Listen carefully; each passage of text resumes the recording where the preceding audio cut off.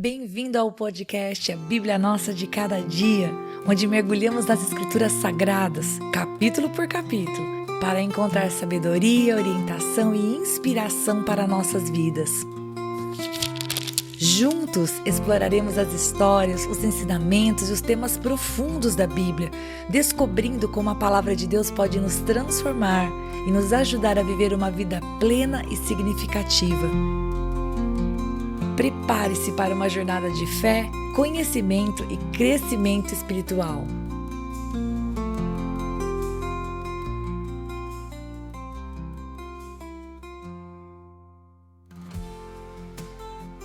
Hoje nós vamos meditar em Levítico capítulo 14. E eu quero deixar uma pergunta logo de cara aqui para a gente pensar a respeito. Quando que é válido estudar a palavra de Deus? Quando ela se aplica a alguma coisa para as nossas vidas? Ou quando a gente olha para um texto e ele é um texto apenas, vamos dizer assim, informativo ou histórico? Faço essa pergunta para você porque estamos aqui no capítulo 14 de Levítico. Vamos chamar de metade do livro.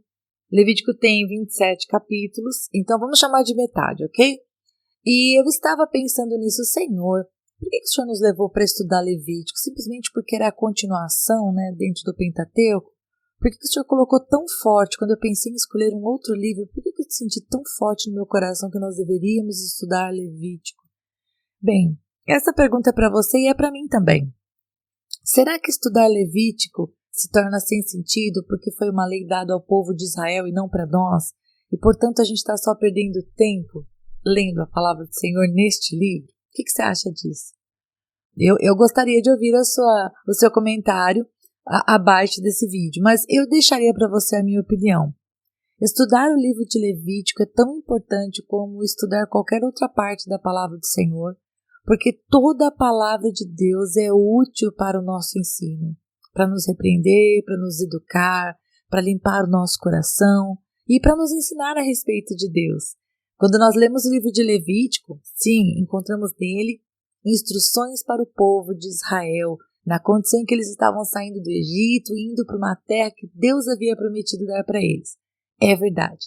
Mas esse texto não é descartável, porque se fosse descartável, o Senhor Deus não teria permitido que ele fizesse parte do cânon bíblico. Portanto, esse capítulo 14, por exemplo, ele vai tratar sobre a lei do leproso, a lei que era aplicada ao leproso quando ele estava se tornando curado, né? Ele estava no seu processo de purificação. E aqui é ensinado para nós o que deveria ser feito. O texto em si parece muito fora da nossa realidade.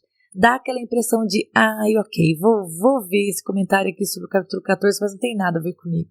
Mas é interessante notar que, apesar de ser um texto que traz, assim, muitas questões mais aplicáveis, mais, vamos dizer assim, mais relacionadas à cerimônia realizada para a purificação, ainda assim nós podemos ver Deus se manifestando através de tudo o que ele colocou aqui. Então vamos lá? Bom, como eu te disse, aqui nesse capítulo a gente vai falar sobre a lei do leproso no dia da purificação. O que seria feito? Bom, se a pessoa fosse declarada curada, nós já estávamos falando sobre isso desde o capítulo 13, então ela deveria trazer 2 aves vivas e puras, madeira de cedro, pano escarlate e sopo. A gente não vai analisar cada um desses elementos, mas enfim, o que seria feito com isso? Uma ave seria morta, e no sangue dela o sacerdote molharia cada um dos elementos que eu falei. A ave que ficou viva, a madeira de cedro, o pano escarlate e o sopo. E o sacerdote ia aspergir 7 vezes sobre o que iria purificar, sobre aquela pessoa que iria ser purificada da lepra, e então ia declarar ele puro. E ele soltaria, né, seria solta a ave que ficou viva. Uma foi morta, o sangue dessa ave morta foi posto sobre os outros elementos e a ave que ficou viva seria solta para a natureza. A pessoa ia lavar as suas roupas, raspar todos os seus pelos, tomar banho e então estaria pura. Ela poderia entrar de volta no arraial, mas ela deveria ficar fora da sua tenda por 7 dias. No 7º dia, ele iria raspar todos os pelos do corpo de novo, lavar as suas roupas, tomar banho e estaria puro. Então, no 8º dia, ele iria sacrificar ao Senhor. Isto é o que a gente vai ver a partir do verso 10. Então, ele iria oferecer os seus sacrifícios a Deus, levando 2 cordeiros sem defeito, uma cordeira sem defeito de 1 ano, 6 litros da melhor farinha para oferta de cereais e separadamente um copo de azeite. Preste atenção, tudo isso era feito para expiar o pecado. Aí então, o cordeiro e o copo de leite seriam oferecidos como oferta pela culpa, que seriam movidos pelo sacerdote, né, como oferta movida ao Senhor, que está no versículo 12. E você se lembra, essa oferta era uma coisa santíssima, ela pertencia ao sacerdote. Então, o ofertante oferecia a Deus, mas Deus havia dado, vamos dizer assim, ao sacerdote como um presente, vamos dizer assim, como parte do seu salário.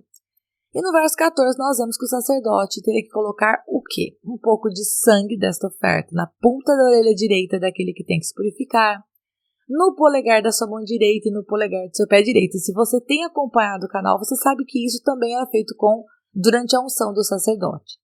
Depois, com o azeite que havia sido trazido pela pessoa que queria purificar-se, o sacerdote iria aspergir com o dedo 7 vezes diante do Senhor, ia pegar o restante do azeite, colocar um pouco sobre a ponta direita, o polegar direito da mão e o polegar direito do pé, sobre o sangue, porque já tinha sangue nessas partes. E o restante do azeite deveria ser derramado na cabeça daquele que estava sendo purificado.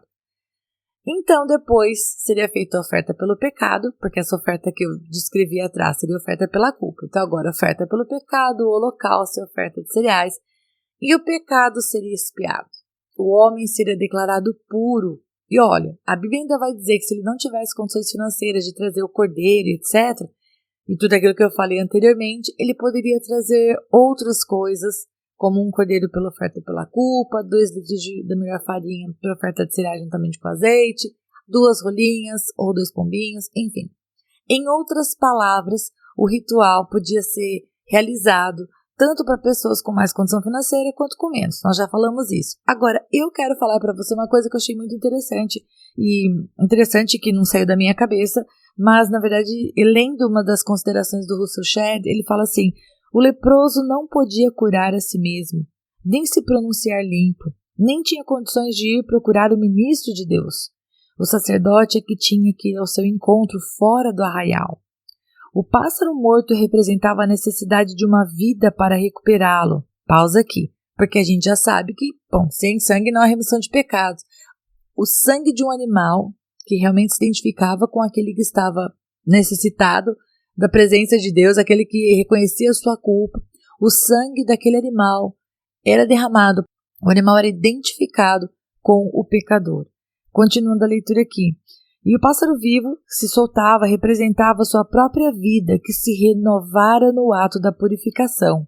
Mas não se soltava antes de ter sido molhado com o sangue do pássaro sacrificado. Ou seja, o pássaro solto, ele também tinha sobre si o sangue do animal que foi sacrificado.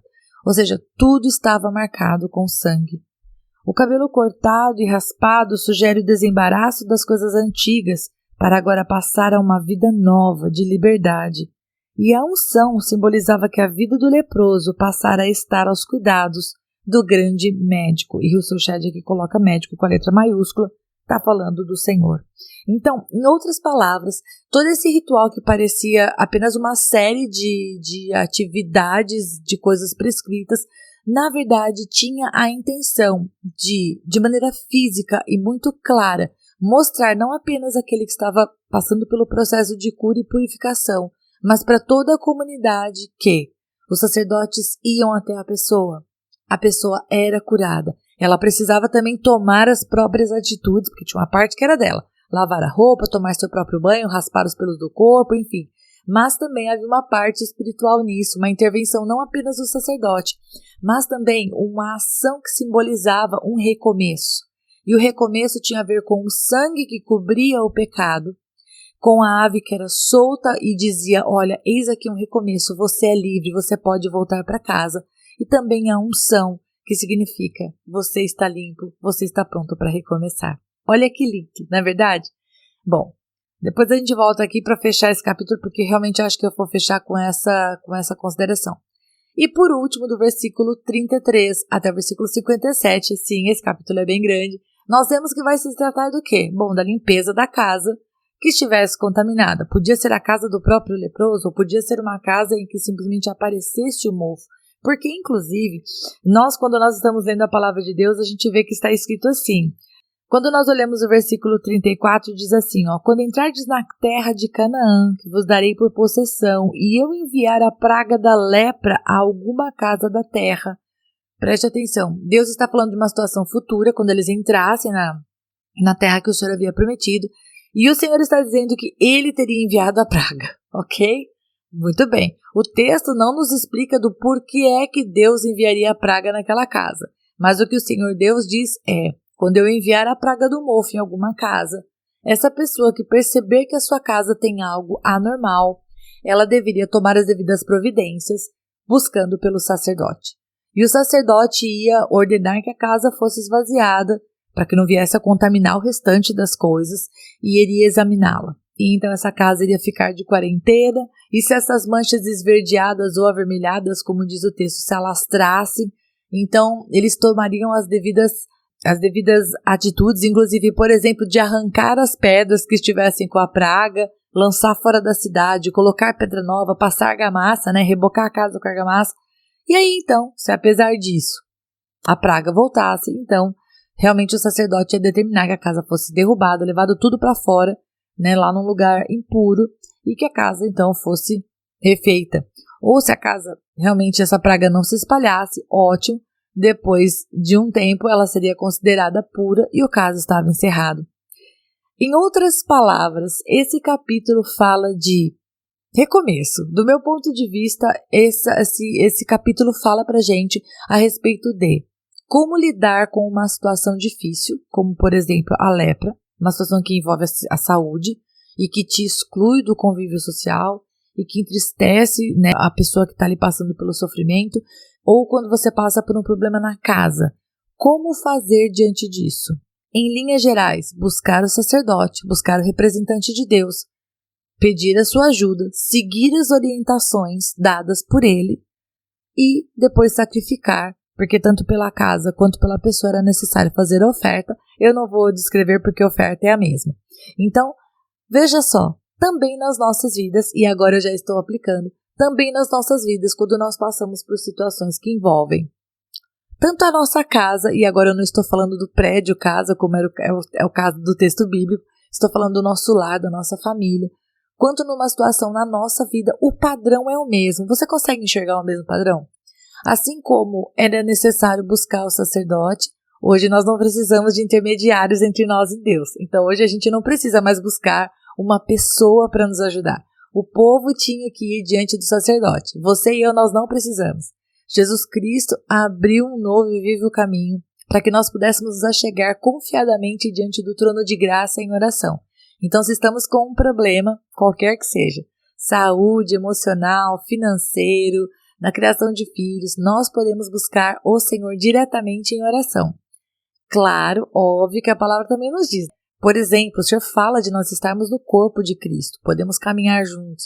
A palavra de Deus fala para nós confessarmos nossos pecados uns aos outros, lá em Tiago, para sermos sarados. Ou seja, o Senhor nos coloca nessa questão de estarmos em comunhão e juntos com o nosso irmão, como pedras vivas de um edifício, construir algo. Não tem nenhum problema falarmos com o nosso irmão e pedirmos oração. Mas, ao contrário do povo do passado, que precisava de um sacerdote, nós não precisamos mais. A gente tem livre acesso a Deus. Então, voltando ao paralelo, nós achegarmos diante do Senhor Deus, pedirmos ajuda, orarmos ao Senhor, fazemos aquilo que Ele fala conosco através da sua palavra. O povo tinha a palavra do sacerdote, nós temos a palavra de Deus escrita ou falada pelo Espírito Santo em nossos corações, e obedecendo aquilo que Deus falou, com certeza, sendo cobertos pelo sangue de Cristo e não pelo sangue de aves, nós somos livres para recomeçar. Em alguns momentos, talvez, a gente precise somente isolar a nossa casa, para que o mofo vá embora. Em outros momentos, talvez a gente precise derrubar tudo e reconstruir. Mas, em tudo, e isso é o que eu vejo aqui no capítulo de Levítico, a presença do sacerdote, e agora eu estou falando do sumo sacerdote na nossa vida, o Senhor Jesus Cristo, como diz Hebreus, é o diferencial entre estarmos livres da praga ou não. Então, eu termino esse capítulo aplicando assim para as nossas vidas. Que possamos buscar diante de Deus, como este povo precisava buscar diante do sacerdote, o sacrifício, a orientação, o julgamento da causa, as orientações. Nós podemos chegar diante do nosso sumo sacerdote e nos dias atuais também dizer: Pai, o que está dentro do meu coração que não está bom? Senhor, o que precisa mudar aqui? Quais são os pensamentos que estão aqui que precisam sair? Senhor, eu preciso da sua ajuda. Senhor, me ajuda a perdoar aquela pessoa que não sai da minha cabeça. Então, a gente chega diante de Deus e Ele nos examina e Ele nos ajuda nesse processo de todos os dias desenvolvermos a nossa salvação diante dEle. Amém? Eu espero você para o nosso próximo capítulo, se o bom Deus quiser. Em nome de Jesus. Até lá!